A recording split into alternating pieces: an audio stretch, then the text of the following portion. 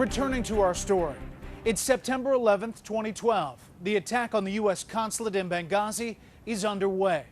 Back in Washington, what does the president know and when does he know it? What does he say and when does he say it? Questions that turn this terror attack into a political firestorm. Here's Chief White House correspondent Ed Henry. September 11th, as the attack in Benghazi was playing out, emails cascade into the mailboxes of high-ranking officials in the intelligence community, in the Pentagon, and even the White House. 4:05 p.m. Eastern Time. The diplomatic mission is under attack. 49 minutes later, 4:54 p.m., firing at the U.S. diplomatic mission in Benghazi has stopped, and the compound has been cleared. At 5 p.m., the President, Vice President, and Defense Secretary Leon Panetta meet in the Oval Office. That's about an hour after the attack began.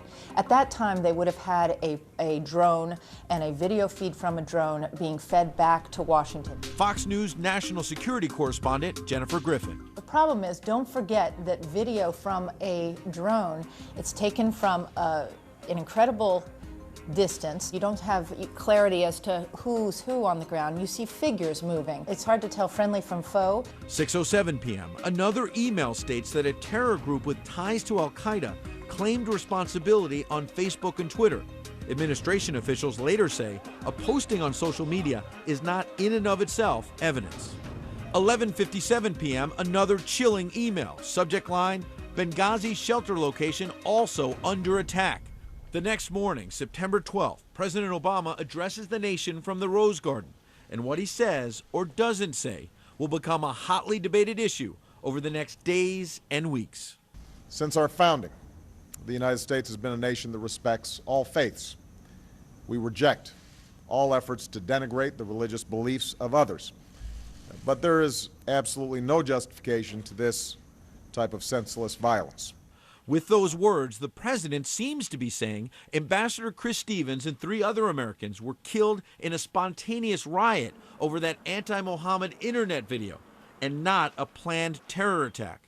A few paragraphs later, however, he does use the term terror, but in a more general sense after he recalls the September 11, 2001 Al-Qaeda attacks. No acts of terror will ever shake the resolve of this great nation. It is a hugely important distinction to some Obama critics, like best-selling author and commentator Mark Stein. There are always reasons to riot in the Muslim world. Stein believes the president was trying to dodge responsibility for the attack by chalking it up to the sort of sudden, irrational, out-of-proportion outrage we often hear about in the Muslim world. I happened to be in the Oval Office once, and President Bush gave a very droll line. He said, oh, well, it's always something. If it's not the Crusades, it's the cartoons. In other words, you might riot over the Danish cartoons, or a Sudanese schoolteacher's teddy bear, or the swirl on a Burger King ice cream tub that happens to look like Allah written in Arabic. There's always a reason to riot. You are aware that we've got an election going on.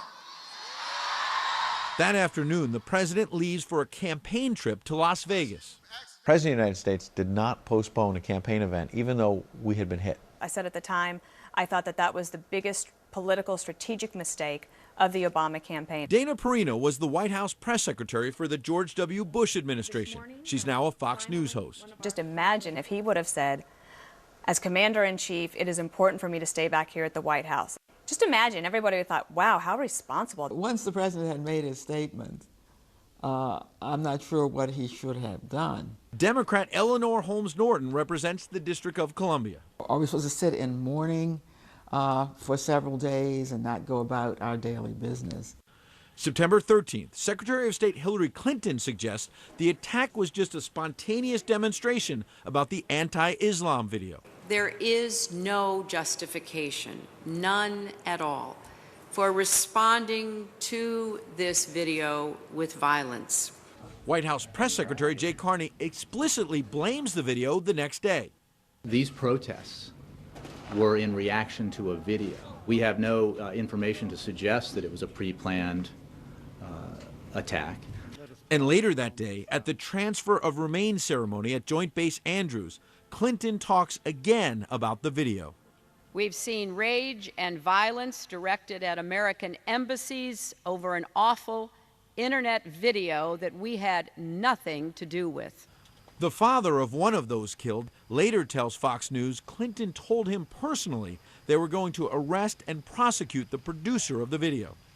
The next day, September 15th, California authorities haul Nakula Basili Nakula, the man who produced that video, in for questioning and march him in front of TV cameras. September 16th, U.S. Ambassador to the United Nations, Susan Rice, goes on 5 Sunday talk shows, repeating the same story each time. This was not a pre-planned, premeditated attack. That what happened initially was that it was a spontaneous reaction to what had just transpired in Cairo as a consequence of the video. They panicked. They panicked.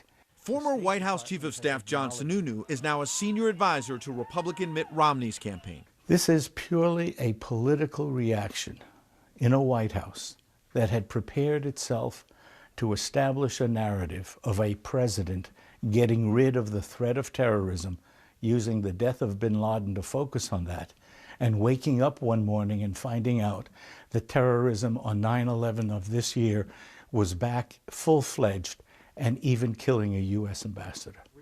Former Obama State Department spokesman P.J. Crowley. I don't see a political agenda here. I see the fog of war. The fact that we still do not know, it's not about politics. It's about the difficult task of reconstructing what happened and having full access to the site and to all the people that played a role in this. September 18th. Did the administration have any sort of heads up that violence was increasing specifically in Libya before the attack? I'm not aware of any, Ed. This is a matter that's under investigation in terms of what precipitated the attack. That night on The Late Show with David Letterman, President Obama gives perhaps his most elaborate explanation of what he says happened in Benghazi. Was it a spontaneous riot or a planned attack? A combination of the two, he suggests. You had a video that was released by somebody who lives here, sort of a shadowy character. This caused great offense in much of the Muslim world. But what also happened was extremists and terrorists used this as an excuse to attack a variety of our embassies, including the consulate in Libya. But on September 25th at the United Nations, the president mentions the video 6 times. There's no video that justifies an attack on an embassy. September 27th, the producer of that video, Nakula Basili Nakula, is ordered detained without bail by a federal judge for allegedly violating the terms of his probation. He remains in custody to this day. The attack on our consulate can't be blamed on a reprehensible video insulting Islam. By October, the Republican presidential ticket is hitting President Obama hard, saying he's ducking responsibility for the attack. What we are watching on our TV screens is the unraveling of the Obama foreign policy. October 16th, at the second presidential debate, Romney and Obama face off. They highlight the now familiar charges and countercharges over whether President Obama took the Benghazi attack and, by implication, the Islamic terror threat in general, seriously enough. So as soon as we found out that the Benghazi consulate was being overrun, I was on the phone with my national security team. The president, the day after that happened, flies to Las Vegas for a political fundraiser. The day after the attack, Governor, I stood in the Rose Garden and I told the American people that this was an act of terror, and the suggestion that anybody in my team would play politics or mislead when we've lost 4 of our own, Governor, is offensive. It took the president 14 days before he called the attack in Benghazi an act of terror. Get the transcript. 6 days later. The first question, and it concerns Libya. October 22nd, the final presidential debate. Governor Romney, you said this was an example of an American policy in the Middle East that is unraveling. But if anyone was hoping to see another Donnybrook over Benghazi, they would be disappointed. We see in Libya an attack apparently by, well, I think we know now, by terrorists of some Whatever kind. their reasons, both candidates seem ready to move on. Well, my first job as Commander-in-Chief, Bob, is to keep the American people safe. and that's what we've done over the last 4 years. The story, however, is not going away. Could the terrorist attack in Benghazi have been prevented? Could it have been stopped? Special Report investigates after the break. On September 12, 2012, 4 Americans died in Benghazi. This week brought a new set of questions. Among them, should the military have responded more quickly and forcefully? Or was that impossible under the circumstances? October 24th, the State Department. We are intent on figuring out who did this and bringing the perpetrators to justice, but I'm not going to get into the details. Details are trickling out. A suspect jailed in Tunisia, another killed by Egyptian police, another identified but still free in Benghazi. Meantime, a number of former national security officials, from Republican administrations to be sure, start asking questions about the response to the attack. You don't just passively allow Americans to remain under attack for 8 hours of time when you have forces within range and do nothing. One is Bud McFarlane, National Security Advisor to President Reagan. The Secretary of Defense was in the White House at 5 o'clock within an hour of when the attack started. He could have told him, yes, we have special operations people and F-18 aircraft that could be deployed right away. To have known what he had available, to have known that Americans were under fire, and to have done nothing is dereliction of duty that I have never seen in a president of any party. Outrageous. That's pretty strong stuff. Well, Bret, it is strong. I wouldn't say that if there was any ambiguity about the conditions on the ground. But there really wasn't. Americans were being killed. You must respond. That is your duty. You're the commander-in-chief. There's a lot of Monday morning quarterbacking going on here.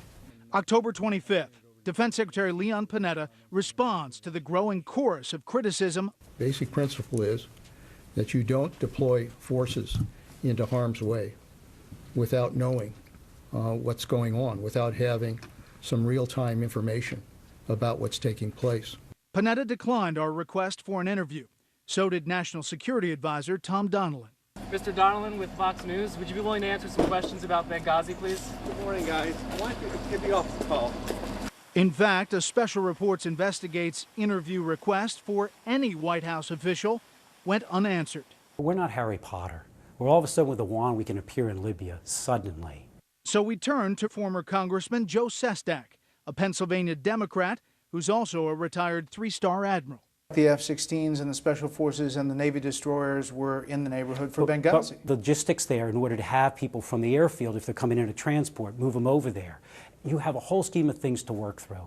I've read these accounts, and I think people who were there would have done anything to get there, but it does take some planning. On October 26th, the father of former Navy SEAL Tyrone Woods, who was killed in action at the annex in Benghazi, went on Fox News America Live to respond to reports that the CIA operators requested help during the firefight and were denied. Those people who made the decision and who knew about the decision and lied about it are murderers of my son.